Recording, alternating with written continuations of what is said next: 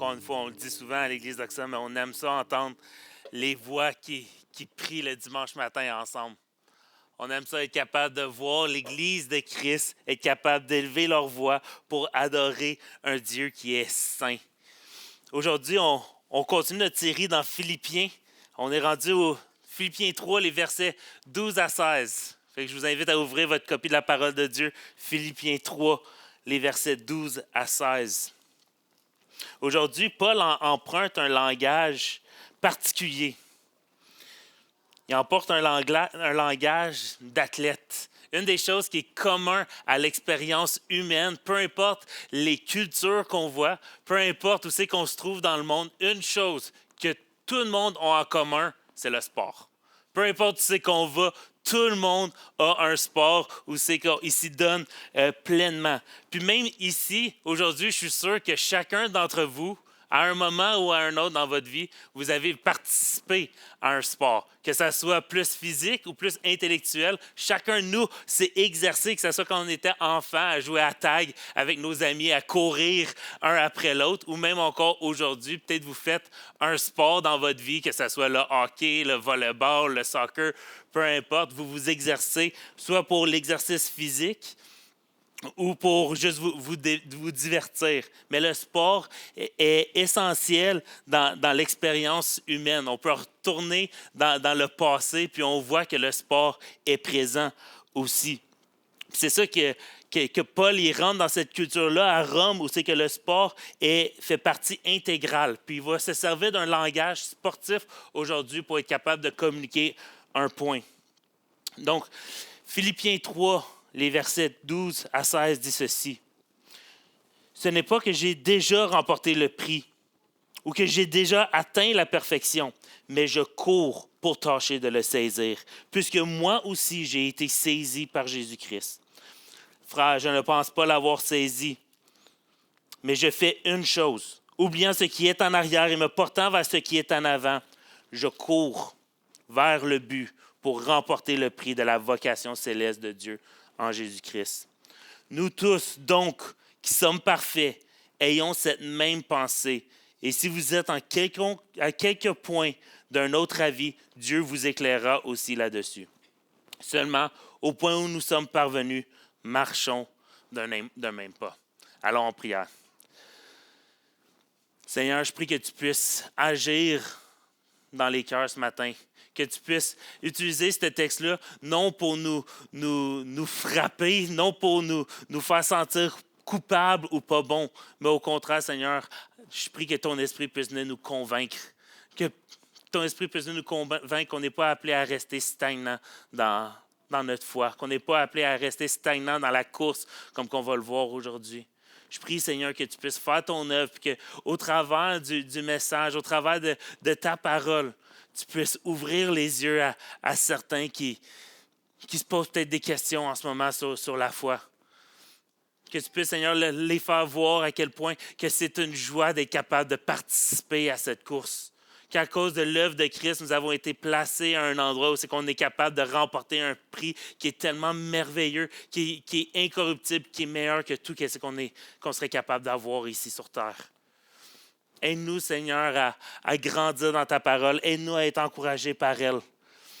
Seigneur, c'est ta parole, puis elle est toujours bonne pour nous encourager, pour nous replacer, pour nous corriger, Seigneur. Agis dans les cœurs. Amen. Amen. Donc, comme qu'on a vu les semaines dernières, Paul ici, il arrive devant, pas il arrive, mais il écrit une lettre, puis il vient contester certaines choses qui commencent à être populaires autour des chrétiens. Puis il commence tout de suite en disant, ce n'est pas que j'ai remporté le prix ou que j'ai atteint la perfection. Fait qu'on voit tout de suite qu'il vient faire un contraste avec ce qui était enseigné avant. On voit qu'il n'est pas encore parfait. On voit qu'il n'a pas encore atteint cette perfection-là. Il y en avait qui disaient qu'il avait atteint la perfection. Mais lui, celui qui aurait eu la chance d'être capable de dire « Ah, moi, j'ai accompli plein de choses. » Quand on regarde à la parole de Dieu, on voit que Paul a accompli d'énormes choses pour Christ. Mais lui-même, il reconnaît son cœur. Donc, mon premier point, c'est ceci. C'est très simple. C'est saisis l'appel, cours. Contrairement à ce qui était enseigné, Paul il dit que moi, je n'ai pas encore atteint la perfection. Moi, je suis encore pécheur. Je suis encore là où c'est que j'ai de la difficulté à avancer. Mais par contre, je fais une chose. Je cours. Au verset 14, puis le texte ici, il saute, il se répète, il vient puis il nous montre à quel point c'est important, cette course qu'on est tous appelés à courir. Il dit que le prix il dit qu'il court pour remporter le prix de la vocation céleste de Dieu en Jésus-Christ. C'est quoi ce prix-là? C'est quoi ce terme-là qui est utilisé? La vocation céleste de Dieu en Jésus-Christ. C'est quoi ce prix? Au verset 10 et 11 de Philippiens, il vient nous le donner en un petit peu plus de détails. Il dit « Afin de connaître Christ et la puissance de sa résurrection et la communion de ses souffrances, en devenant conforme à lui dans sa mort, pour parvenir, si je puis, à la résurrection d'entre les morts. » C'est ça le prix que Paul essaie de saisir. C'est ça, il se compare à ça. Il se compare puis il dit « J'ai pas encore remporté ce prix-là. » Mais il fait une chose, il court pour être capable de le saisir parce qu'il le considère comme étant tellement plus précieux que n'importe quoi d'autre. Paul reconnaît qu'il est encore pécheur, puis il reconnaît que ses yeux doivent être fixés sur quelque chose encore plus grand que lui. On voit encore aujourd'hui de nos jours des personnes qui malheureusement disent que maintenant ils ne peuvent plus pécher parce qu'ils sont en Christ. Frères et sœurs, si c'est votre compréhension de l'Évangile, qu'à cause qu'on est en Christ, que maintenant on ne peut plus pécher, ce n'est pas ça qu'on voit dans notre texte aujourd'hui. Nous sommes tous encore dans ce corps-là qui est faillible, qui est toujours tenté. Puis malheureusement, trop souvent, on pêche. Mais par contre, on est tous appelés à regarder à un prix qui est incorruptible. Christ, lui, qui est sans péché. Christ, lui, qui a atteint la perfection, qui était parfait alors qu'il était sur terre. Puis nos regards doivent être saisis sur lui. Puis on doit vouloir, en tant que croyants, en tant que chrétiens, en tant que ceux qui ont reçu le salut, vouloir atteindre ce prix. Par contre, ici, je ne suis pas en train de dire que nos efforts, c'est ça qui nous sauve. Non, tout le contraire. Si Paul, c'est ça qu'il serait en train de dire, il irait à contresens de tout ce qu'il a dit avant. Ce n'est pas le salut, le prix. Le prix, c'est la perfection, c'est la connaissance de Christ pleinement. Mais pour courir, nous devons être sauvés. À cause que nous sommes sauvés, à cause que Christ est mort à la croix et nous a rachetés et a fait une séparation entre la mort et la vie pour nous, on est capable de courir. On est capable d'atteindre cet objectif-là. On n'est plus seulement des spectateurs. On n'est pas même à l'extérieur de l'aréna en se posant des questions. Qu'est-ce que ce monde-là qui sont à l'intérieur, qui sont en train de courir comme des fous, ils veulent? Mais à cause que Christ nous a achetés, on fait partie de cette course-là. On a été appelés à cette course. C'est la réalité de chaque croyant. Dès que nous sommes sauvés, Christ nous prend puis il nous met sur la piste de course afin d'être capable de courir. Avant, on n'avait pas cette capacité-là, mais maintenant, en Christ, nous l'avons. Puis on court pour être capable d'obtenir ce prix qui est incorruptible. Frères et sœurs, si vous regardez à votre vie, est-ce que vous êtes satisfait? Warren Wiersbe, ici, il décrit Paul comme ayant une insatisfaction sanctifiée. Puis il continue en disant que cette insatisfaction-là, elle est essentielle à la vie d'un croyant. Cette insatisfaction-là, c'est ça qui nous motive à regarder au prix puis à vouloir le saisir. Réaliser que quand on se regarde en contraste à Christ, on est tellement loin. On est tellement loin. On entend souvent l'exemple de quand on compare le blanc de la neige versus le blanc peut-être de notre voiture en hiver. Il y a clairement un contraste. On voit que quand on se compare à Christ, lui, il est pur, lui, il est parfait, lui, il est sans tache. Mais on regarde à notre vie puis on réalise qu'on n'est pas dans la perfection, qu'on n'a pas encore atteint ce à quoi nous avons été appelés. Comme on a vu au verset 14, on a été appelés à la vocation céleste de Dieu en Jésus-Christ. On a été appelés pour ça, pour atteindre puis courir vers ce but. Quand vous regardez à votre vie, est-ce que vous êtes satisfait d'où c'est que vous en êtes? Ou est-ce que vous avez cette insatisfaction-là comme Paul l'avait? Est-ce que vous regardez à votre vie et vous vous dites « Ah, mais je trouve ça dur, je ne suis pas capable, j'y arrive pas, mais je cours. Je cours, peu importe, c'est pas grave, je ne suis pas encore arrivé, mais j'ai les yeux fixés vers le prix, puis je cours pour être capable de l'obtenir. » Si c'est votre réalité, gloire à Dieu. C'est ça la vie chrétienne, c'est ça la vie en Christ, c'est de dire je me dévêtis de tout ce qui est autour de moi pour être capable de regarder au prix puis de tenter de le saisir. C'est ça qu'on doit avoir, c'est ça qu'on doit vouloir en Christ. Donc je vous invite à regarder à votre vie, à considérer si vous êtes satisfait de votre vie en ce moment. Si vous êtes satisfait de comment que vous êtes par rapport à Christ, si vous êtes satisfait de la connaissance que vous avez de Christ, si vous êtes satisfait des souffrances que vous avez vécues pour Christ, puis vous dites, je n'ai assez. Je n'ai assez fait. Je vous encourage de regarder à Paul, qui dit que moi, je n'ai pas encore remporté le prix. Moi, je n'ai pas remporté le prix. Je n'ai pas encore atteint cette perfection. Donc, je vous encourage à regarder et à dire, si c'est votre cas, si vous êtes capable de dire oui, je suis satisfait d'où c'est que j'en suis, considérez encore. Considérez, puis regardez-vous, comparez-vous encore à Christ qui est parfait.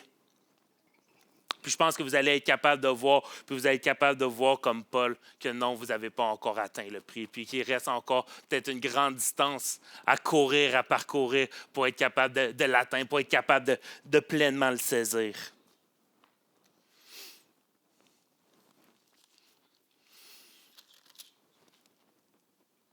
Mais par contre, ce n'est pas seulement comment ou vers quoi qu'on court qui est important.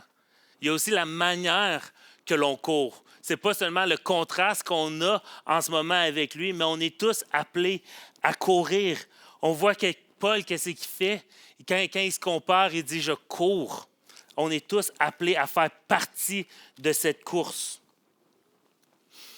Au verset 13, il dit « Frère, je ne pense pas l'avoir saisi, encore une fois, parlant du prix, mais je fais une chose, oubliant ce qui est en arrière et me portant vers ce qui est en avant. » Ce qui m'amène à mon point 2. Saisis la course, regarde à Christ. Ce n'est pas seulement de regarder au prix. Ce n'est pas seulement de vouloir le tenter. Mais si on veut le tenter, mais on s'assit sur nos lauriers, on ne va pas aller bien loin. On ne va pas être capable d'obtenir le prix pour lequel on vit. Paul, au verset 13, il dit « Je fais une chose. » Il n'est pas en train de dire « Je suis en train de mettre mes œufs dans plusieurs paniers. Je suis en train de diversifier mon portfolio. Comme ça, si jamais il y a quelque chose qui baisse ici, bien ici, ça va peut-être monter puis je vais être capable d'avoir des gains. » Non. Il dit « Je fais une chose. » On comprend ici qu'il utilise une métaphore pour dire que tout ce qu'il fait, il n'est pas seulement littéralement en train de courir, mais par contre, tout ce qu'il fait vient à un point culminant pour un but. Est-ce que ça vous arrive des fois d'avoir tellement de choses, de jongler avec tellement de tâches, que ce soit à la maison, au travail, à l'école, que vous avez tellement de projets que vous n'êtes pas capable d'arriver puis de le terminer pleinement comme vous vouliez, que vous n'êtes pas satisfait de ce que vous êtes capable de faire avec chaque tâche individuelle. Mais ici, Paul il dit, je fais une chose. Fait que toutes les choses qu'il fait est pour ce but de courir pour être capable de saisir le prix. Il ne met pas tous ses œufs dans le même panier.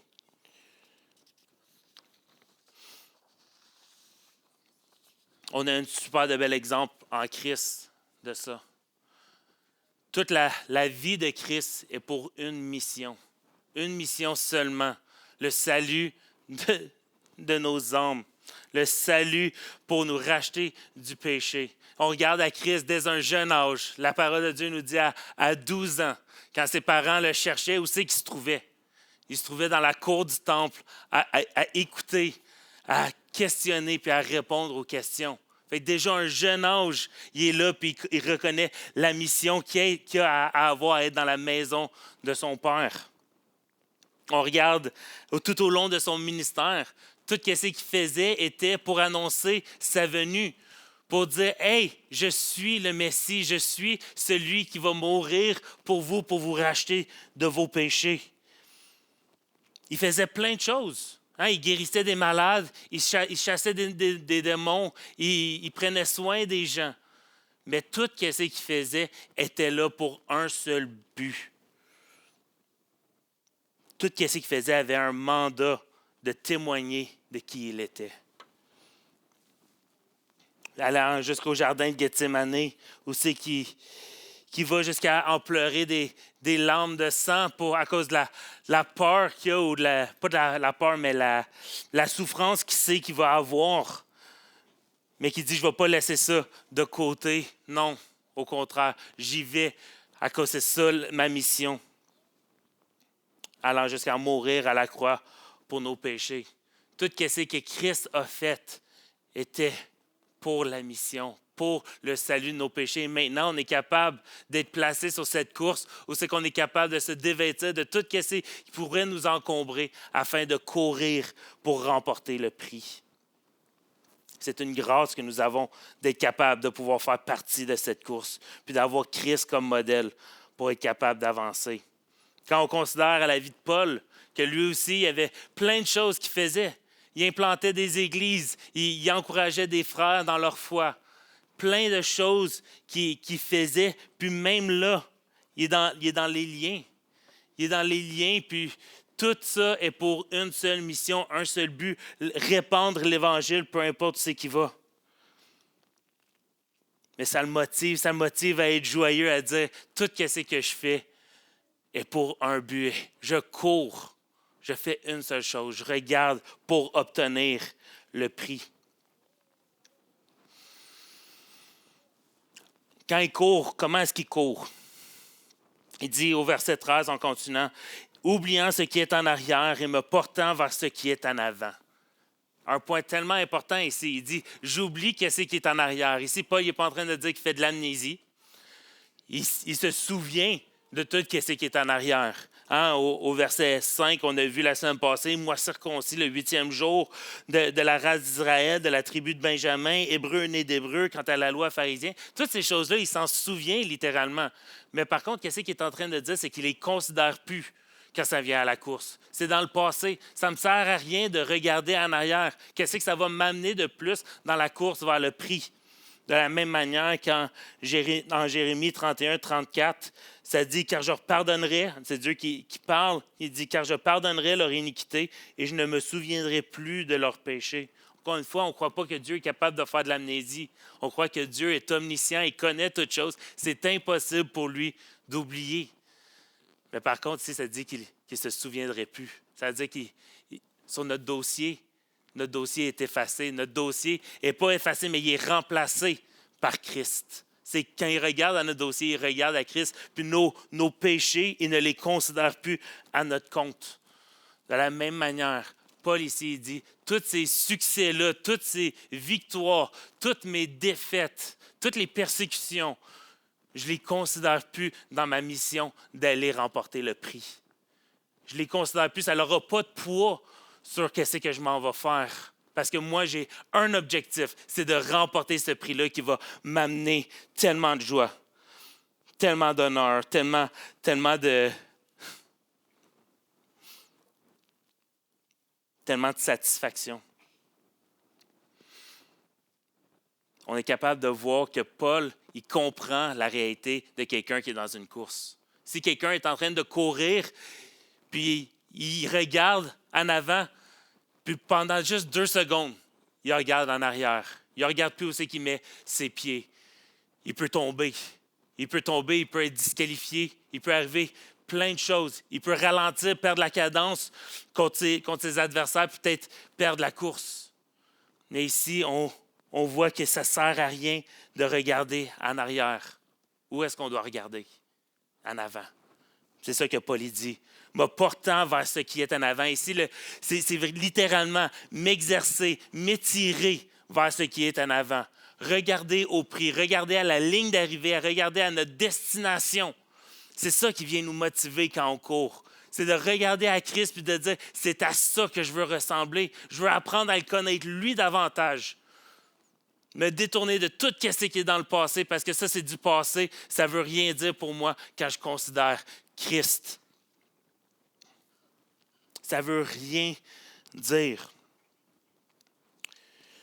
Si le prix, c'est la connaissance de Christ, c'est quoi la course? C'est quoi la course dans la vie d'un chrétien? En d'autres termes, on peut l'appeler la sanctification. Comment est-ce qu'on fait pour être sanctifié? Comment on comprend que nous sommes déclarés saints quand on reçoit Christ dans nos vies? Mais par contre, c'est un now and not yet, comme on dit en anglais, un maintenant, mais pas encore. Dieu, quand il regarde à nos vies, il voit Christ. Mais par contre, nous, on est encore dans un processus de sanctification où c'est qu'on doit avancer pas à pas. 2 Corinthiens 3,18 va dire qu'on progresse de gloire en gloire, qu'on est transformé de gloire en gloire. Mais c'est ça aussi dans la vie chrétienne. C'est ça aussi dans notre foi. Puis considérez, si la sanctification est d'être transformé de gloire en gloire, de pas en pas, de progrès en progrès, à l'image de Christ, à la connaissance de Christ, puis que le prix que l'on veut remporter, c'est la connaissance de Christ, c'est ressembler à Christ. Alors, chaque pas que l'on fait nous rend à l'image de ce qu'on veut obtenir. On me suit? Chaque pas que l'on fait dans notre foi, ça nous transforme à l'image de Christ. Ça nous rend de plus en plus semblables à lui. À quel point est-ce que ça devrait nous amener de la joie, ça, dans nos cœurs? De dire, alors qu'on s'efforce pour être capable de ressembler à Christ, Christ, il le fait. L'Esprit le fait dans nos vies en ce moment même. En ce moment même, alors qu'on court, alors qu'on a de la difficulté, peu importe. On est transformé de gloire en gloire. Ça devrait nous motiver à courir encore plus. À dire, j'ai un soupçon encore plus de qu'est-ce que ça va avoir de l'air. Le jour, c'est que je vais être arrivé. Le jour, c'est que je vais être capable de le saisir, ce prix. On doit courir avec cette motivation-là de dire, je vois les transformations dans ma vie. Christ le fait. Puis je veux le saisir. On n'est pas appelé à courir seulement de n'importe comment. 1 Corinthiens 9, 26 dit « Moi donc, je cours non pas comme à l'aventure, je frappe non pas comme battant l'air. » Dans le sens qu'on n'est pas appelé à juste courir de manière à juste se promener, de flâner. On a une mission, on court de manière volontaire, de manière intentionnelle. Mais comment est-ce qu'on fait pour progresser dans cette sanctification-là? Comment est-ce qu'on fait pour progresser dans cette course? Mais ultimement, on regarde au prix. On regarde à ce qu'on veut obtenir. Comment est-ce qu'on est capable de le faire dans nos vies? Comment est-ce qu'on est capable de mettre ce processus tangible dans nos vies? Peut-être que ça serait de prendre un livre, une doctrine que ça fait longtemps que vous n'avez pas étudiée à propos de Christ, puis plonger les regards d'ici jusqu'à Noël. Comme ça, vous allez être capable de grandir dans votre connaissance de qui Christ est, de qui Dieu est. Peut-être une étude sur les attributs de Dieu. Peut-être un livre de la Bible que ça fait longtemps que vous n'avez pas lu. Peut-être justement de prendre la Bible, que peut-être ça fait un petit bout qu'elle accumule de la poussière, puis de commencer à la lire. Comment est-ce qu'on peut faire du progrès dans notre vie si on ne se met pas des objectifs à atteindre? Tout athlète va avoir un plan pour être capable de grandir, pour être capable de s'améliorer dans leur sport. En tant que chrétien, on est aussi appelé à avoir un plan pour notre vie de comment on va grandir dans ce processus-là. Comment est-ce qu'on va grandir pour pouvoir saisir ce prix? Donc, je vous encourage fortement à vous faire un plan, à vous donner des objectifs, à dire voici ce que j'aimerais faire pour les prochaines semaines, pour les prochains mois, pour approfondir ma connaissance de Christ. Peut-être que c'est seulement d'appeler un frère ou une sœur, de prier avec eux pour être encouragé et encourager un frère ou une sœur. On est appelé à chacun d'entre nous grandir dans notre foi alors qu'on regarde au prix. Mais par contre, ce n'est pas tout le monde qui arrive, qui part dans la course à la même place. On est tous, peut-être qu'il y en a qui sont, ça fait 50 ans que vous êtes dans la foi. Gloire à Dieu pour ça. Vous êtes peut-être en train de quasiment toucher le prix. Gloire à Dieu. Peut-être que vous venez juste de découvrir qui Christ est, puis vous êtes un nouveau croyant, puis vous êtes émerveillé par toutes les 1001 choses que vous êtes en train d'apprendre au quotidien à propos de Dieu. Gloire à Dieu pour ça. On veut prendre du temps pour vous encourager là-dedans. Dieu nous a donné une Église pour être capable d'y parvenir ensemble, pour être capable de courir ensemble. Ce qui m'amène déjà à mon troisième point, qui dit « Saisis l'unité, marchons ensemble ». Au verset 15, il dit « Nous tous donc, qui sommes parfaits, ayons cette même pensée. » On voit ici un contraste entre le mot « parfait » qui est utilisé maintenant puis le mot « parfait » qui est utilisé juste 3 versets précédents. On vient de voir que Paul il dit « J'ai pas encore atteint la perfection ». Mais ici, il dit « Nous tous qui sommes parfaits », puis il s'inclut là-dedans. Qu'est-ce que Paul est en train d'essayer de nous dire au travers de ce mot-là? Il met en contraste avec ceux qui pensaient qu'ils avaient atteint cette perfection-là. Ici, le terme veut littéralement dire « atteindre la maturité ». Nous tous qui pensons qu'ils sommes matures ou qui sommes matures, ayons cette même pensée. Donc, si vous savez que vous n'avez pas encore atteint la perfection, si vous savez que vous n'avez pas encore atteint le prix, ayez cette même pensée que ce que je viens de vous exposer. C'est ça qu'il est en train de dire à ceux qui reçoivent cette lettre. De dire, on est appelé à chacun d'entre nous courir de manière à vouloir saisir le prix qui est la ressemblance à Christ. Puis ensuite, il dit quelque chose de très intéressant. Que si moi, je le dirais à mes collègues de travail, je ne suis pas sûr que ça serait nécessairement bien pris. Il dit, et si vous êtes en quelques points d'un autre avis, Dieu vous éclairera là-dessus aussi. Ça peut sonner de manière très arrogante, de dire, hey, moi j'ai la vérité, puis ben, si tu n'es pas d'accord avec moi, ben, tu vas être éclairé plus tard. Ce n'est pas avec ce cœur-là que Paul vient et il dit ça aux ceux qui pensent qu'ils sont parfaits. Une des choses, c'est que Paul comprend bien sa théologie. Paul comprend bien que Dieu ne laissera pas un de ses enfants dans l'ignorance.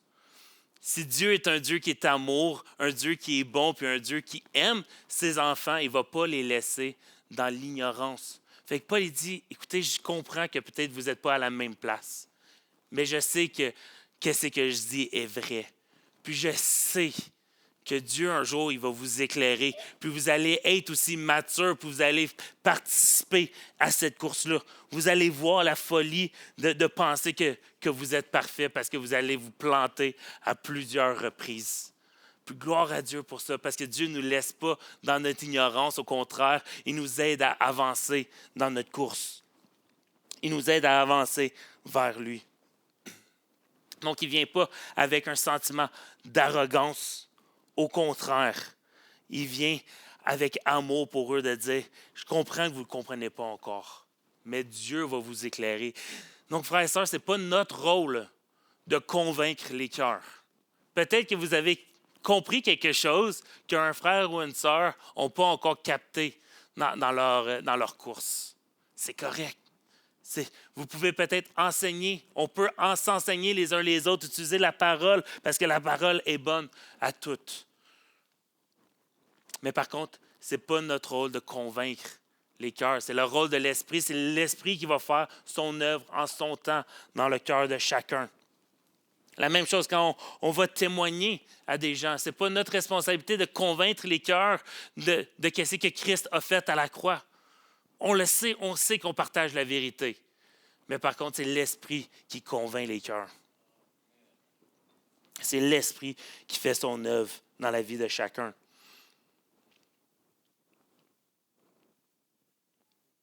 Il continue en disant, seulement au point où nous sommes parvenus, marchons d'un même pas. Le mot seulement ici pourrait être traduit aussi par néanmoins.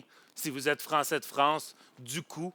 je ne suis pas français de France, pas en tout. Mais seulement au point où nous sommes parvenus, marchons d'un même pas. Il dit, je comprends que vous n'êtes peut-être pas nécessairement d'accord, puis il parle aussi à ceux qui sont matures, qui ont compris, qui sont d'accord avec lui. Mais il dit, même si vous n'êtes peut-être pas d'accord, marchez quand même. Marchons d'un même pas. Avançons dans notre marche, avançons dans notre course ensemble pour qu'ensemble on puisse arriver chacun à saisir le prix, à saisir la connaissance pleine de Christ. C'est tellement merveilleux parce qu'on est ici en tant qu'Église locale où c'est qu'on est capable de le faire dans la vie de chacun d'entre nous. C'est qu'on est capable de s'encourager dans notre foi, comme j'ai mentionné, de s'appeler pour dire « Hey, comment ça va cette semaine? Comment est-ce que je peux prier? Avec quoi est-ce que tu as des défis aujourd'hui ou cette semaine que je peux t'aider à avancer? Est-ce qu'il y a quelque chose que je suis capable de te dire pour t'encourager? Est-ce que la parole nous révèle quelque chose pour nous aider dans nos difficultés? » Je crois que oui, je crois que chaque personne ici est appelée à être investie dans la vie d'un frère ou d'une sœur pour être capable de l'aider à avancer. Nous sommes appelés en tant qu'Église à marcher ensemble. Ici, il utilise un terme différent que toutes les autres fois. Il utilise un terme plus lent. Hein? Tout le long, il a utilisé « je cours, courons, allons de l'avant » avec une rapidité. Ici, il utilise le terme « marchons ». C'est une distinction importante. Ça veut dire que chacun d'entre nous, on doit être ensemble. Oui, tout le monde court sa propre course. Hein? Ma course n'est pas la même que la celle d'Éric, ce n'est pas la même que la celle de Jay ou que mon frère Rodolphe. Mais par contre, on est tous appelés à le faire ensemble, à marcher, à s'attendre les uns les autres pour être capable d'y arriver, pour être capable de s'encourager les uns les autres. On court tous dans le tapis. Mais par contre, on marche tous ensemble. Quand on se rejoint les dimanches matins pour célébrer Dieu ensemble, c'est une forme de marcher. C'est une forme d'être dans la vie des uns des autres. On a fait une série sur Koinonia qui justement a tellement de les uns les autres. Puis c'est encore ici qu'est-ce qu'on est appelé à faire.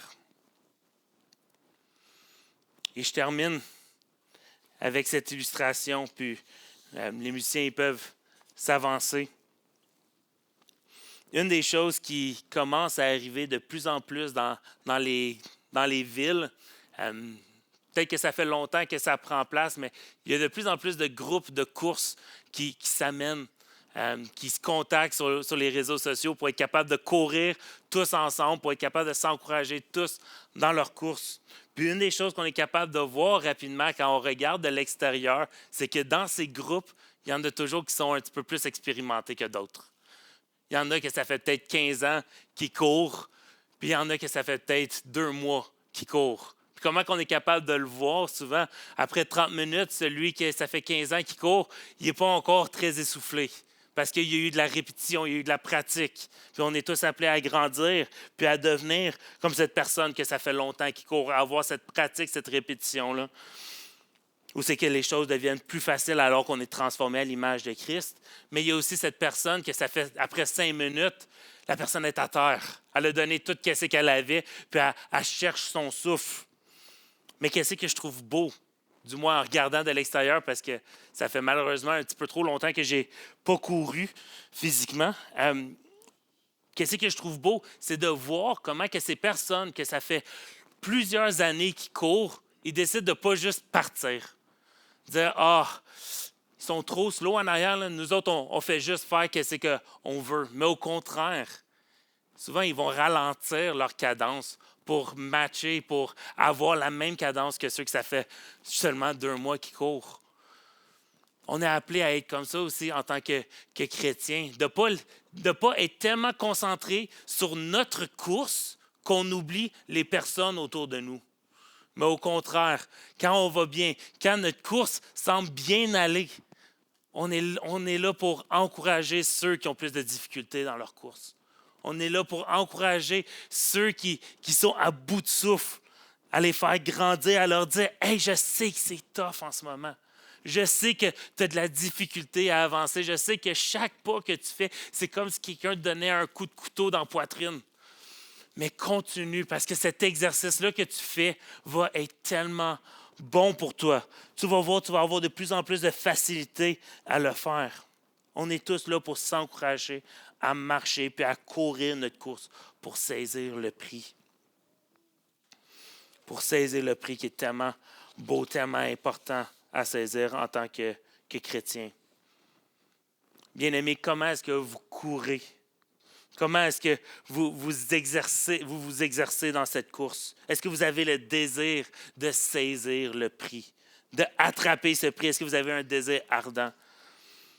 Peu importe qu'est-ce que ça coûte. Est-ce que vous avez les regards sur Christ? Est-ce que vous regardez constamment en arrière aux choses que vous avez mis de côté afin de gagner Christ? Ou est-ce que vous avez les yeux fixés sur votre destination? Est-ce que vous avez les yeux fixés sur la ligne d'arrivée? Est-ce que vous courez seul?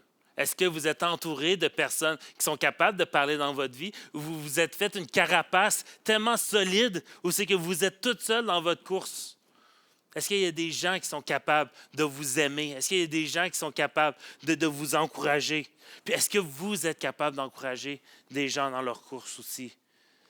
On est appelés à être dans la vie les uns des autres. Levez les yeux puis regardez à Christ pour être motivé à avancer davantage. C'est la joie qu'on a en tant que chrétien d'être capable de regarder à un prix puis que ce prix-là, il se fait en même temps dans notre vie alors qu'on court. Église, prions. Seigneur, on te remercie pour ce que tu fais dans nos vies. On te remercie, Seigneur, du fait que tu nous as placés sur cette piste de course-là afin qu'on est capable de courir puis d'avancer dans notre foi. Seigneur, sans toi, on serait à l'extérieur de cette piste de course, à l'extérieur de la trajectoire où c'est qu'on est capable de s'avancer vers toi, Seigneur. Je prie que tu puisses nous aider à faire que notre vie entière puisse être motivée par saisir ce prix, par s'étendre pour être capable de saisir la connaissance pleine de Christ. Seigneur, tu es un Dieu qui est tellement bon. Tu viens éclairer nos cœurs Tu viens éclairer nos cœurs, Seigneur, quand on ne sait pas où regarder.